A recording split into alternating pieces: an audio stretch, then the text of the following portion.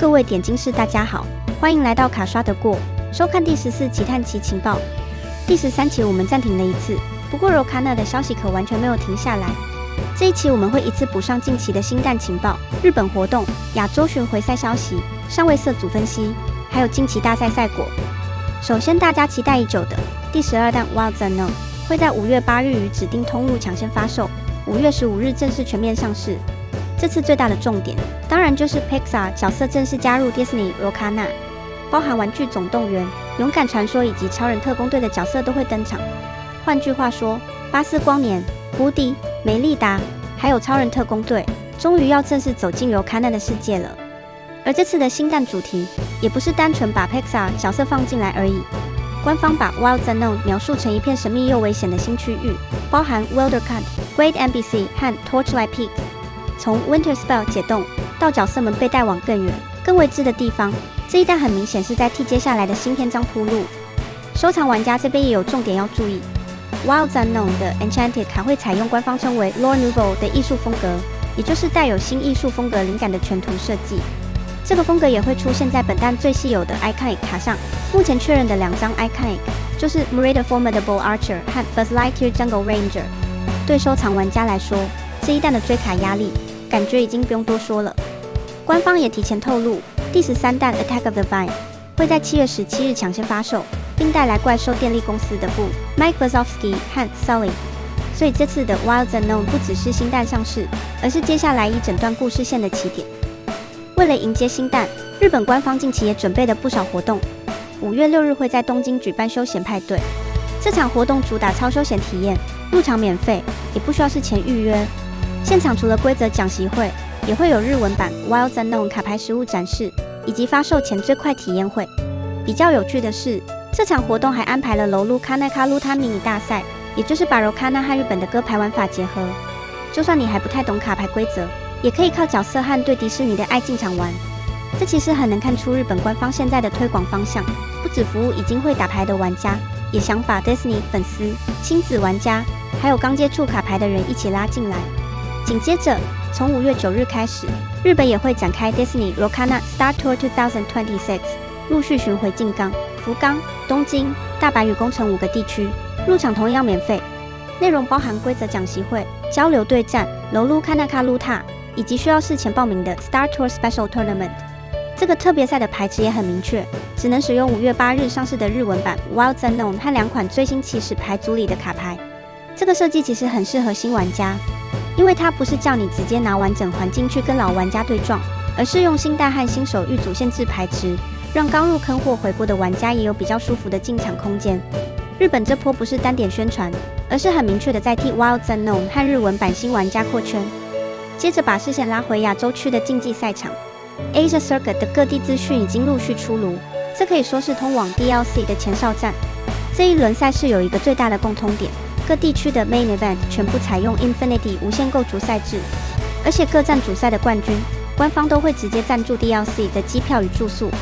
赛程的部分，5月3日由香港打头阵，接着5月16日是新加坡，5月17日是菲律宾，而大家最关心的台湾主场会在5月24日于台北的集思台大会议中心举行，奖励也很丰富。月底5月31日更会迎来印尼、泰国、马来西亚3地同时开战的大集合，这代表5月的亚洲赛事将会大量测试 Infinity 环境。从香港、新加坡、菲律宾、台湾一路到印尼、泰国、马来西亚，大家很快就会看到无限购主在亚洲的发展样态。接下来要公布新卡揭露影片的得奖名单。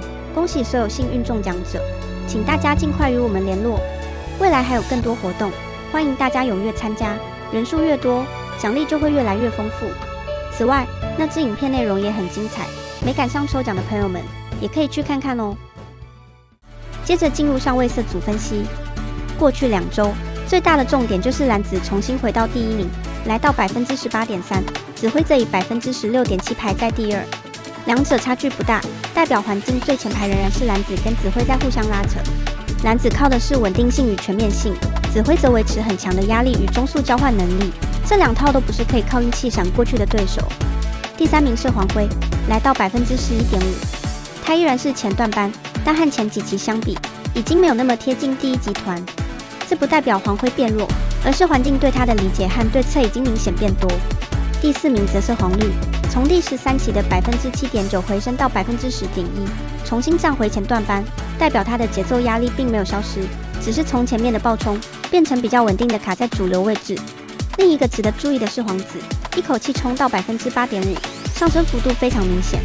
玩家正在重新寻找兼具节奏、资源与操作弹性的路线。绿蓝则回落到 7.5%， 控制线还在，但没有前几期那么突出。整体看下来，第14期的环境不是大洗牌，而是主流排序重新调整。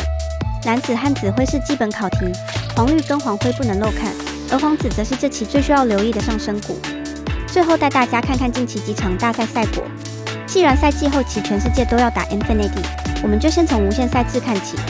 作为 High Inflammation 被禁之后的前哨战，瑞典这场39人参赛的 Stockholm Open 3 Infinity 冠军 Kim Saek 使用的是红紫控制，核心是用紫色的弹性角色交换资源，再用红色结场控住节奏，证明中速控制骨架在无限赛制里依然能打到冠军。同一场赛事的亚军 Superlander 则是使用红蓝，这套打法很直接，利用快速跳费，再用大角色与红色直杀去压住对手。看完无限赛制的多变，接着回到核心构筑。首先是德国的 CCQ Acatus Leipzig 218人参赛，冠军 Julian M 使用的是紫灰。这套牌非常偏角色战，60张牌里有54张角色，不断用角色逼迫交换，让对手非常难受。